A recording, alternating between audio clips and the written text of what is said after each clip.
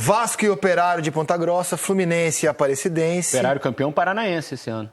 Se quiserem, vocês podem soltar um comentáriozinho a cada jogo. Então vamos lá, Vasco e Operário. Vai enfrentar um campeão paranaense, né? Fluminense e Aparecidense. Aparecidense já eliminou o Botafogo. E é dirigido pelo Lúcio Flávio. Confere? Confere. Lúcio Flávio dirige o Aparecidense. Bahia e Paysandu, duas torcidas de massa. Jogo tradicional do futebol brasileiro. Fonte Nova lotado. Mangueirão lotado. Não sabemos a ordem, né? Mangueirão lotado.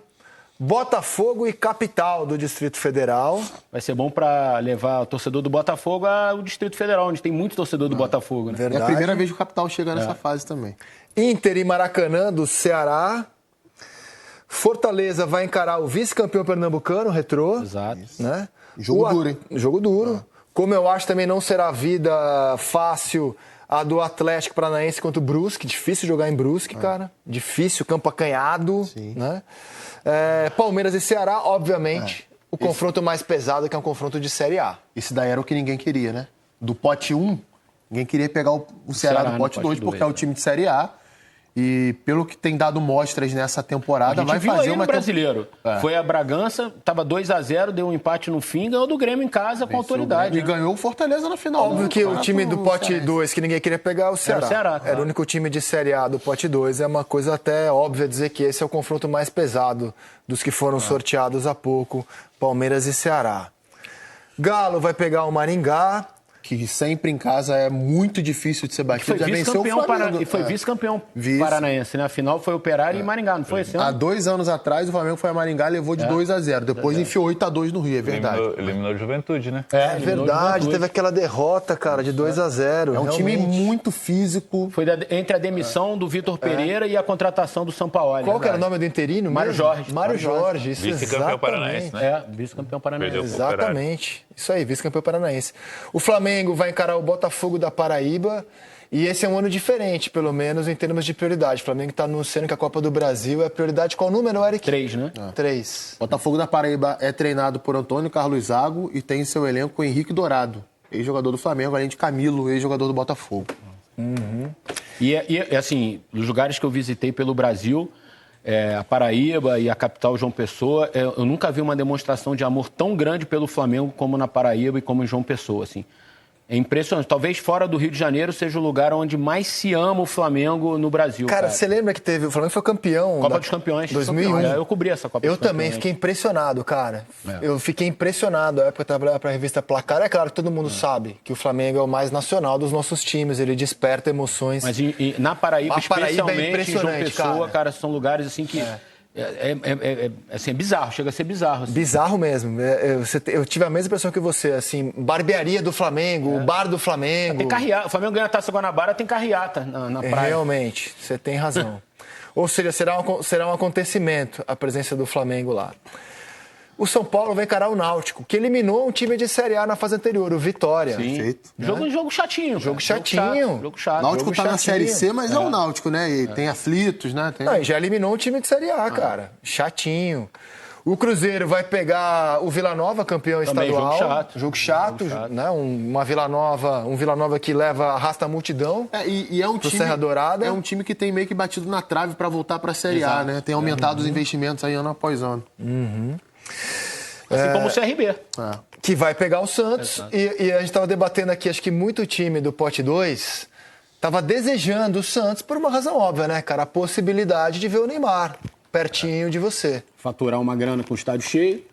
Se o Neymar tiver em condição de jogo, né? Neymar no estádio Rei Pelé. Quem for esperto já começa a vender ingresso agora. Neymar no estádio Rei Pelé. Pois é. Né? Será que ele já jogou lá? Em tese, boa né? pesquisa isso para fazer. O Neymar?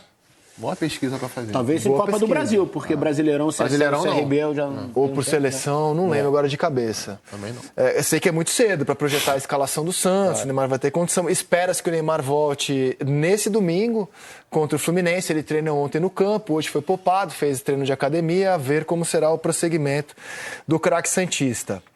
Corinthians vai encarar o Novo Horizontino. Como é que foi o Paulistão esse ano? Corinthians e Novo Horizontino, não lembro de cabeça, cara. Não lembro. O Neymar jogou lá, em Novo Horizonte. É o segundo jogo dele. Não lembro o Corinthians e Novo Horizontino. Agora, foi um jogo bem ruim. Acho que o Corinthians ganhou de 1-0. Foi com o time reserva. Foi com o time reserva. Ganhou com o time reserva de 1-0 em Novo Horizonte. Isso. Com o time reserva, um jogo bem ruim e exatamente isso. Por isso ganhou de 1-0 com o time reserva. Mudando, né? Porque ele vinha há algum tempo com o Eduardo Batista, né? Como técnico, bateu na trave de subir esse ano para a Série A, né? Na última rodada. Quinto lugar nas últimas duas. E Neymar já jogou, sim, no Rei Pelé há 7 anos contra o CSA. Agora vai jogar contra o CRB. Legal. Há 7 anos. O Bragantino vai encarar o Criciúma e, dada uma fase do Bragantino, eu acho um confronto aberto, cara. Totalmente. Confronto aberto. Criciúma começou bem a temporada. Tá treinado pelo Zé Ricardo, ex-técnico do Flamengo.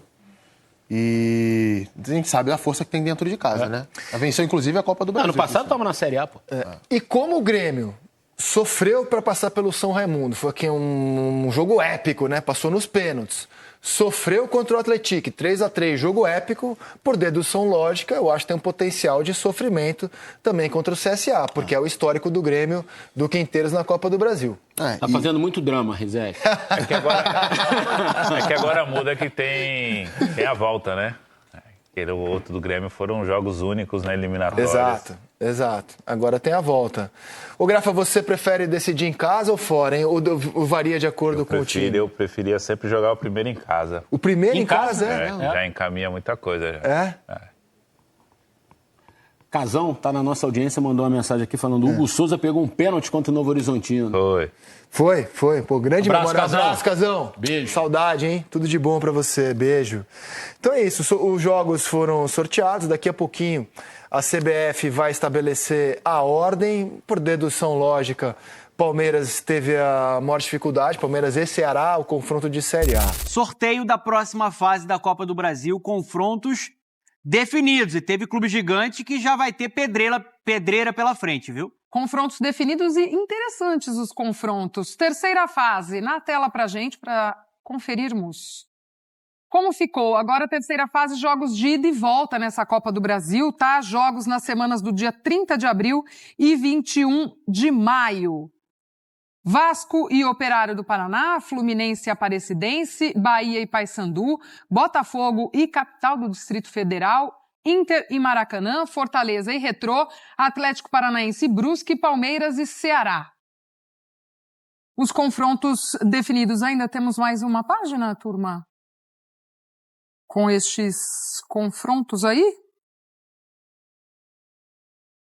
Ela chegou. Atlético Mineiro e Maringá, Flamengo e Botafogo da Paraíba, São Paulo e Náutico, Cruzeiro e Vila Nova, Santos e CRB, Corinthians e Novo Horizontino, Red Bull Bragantino e Criciúma, Grêmio e CSA.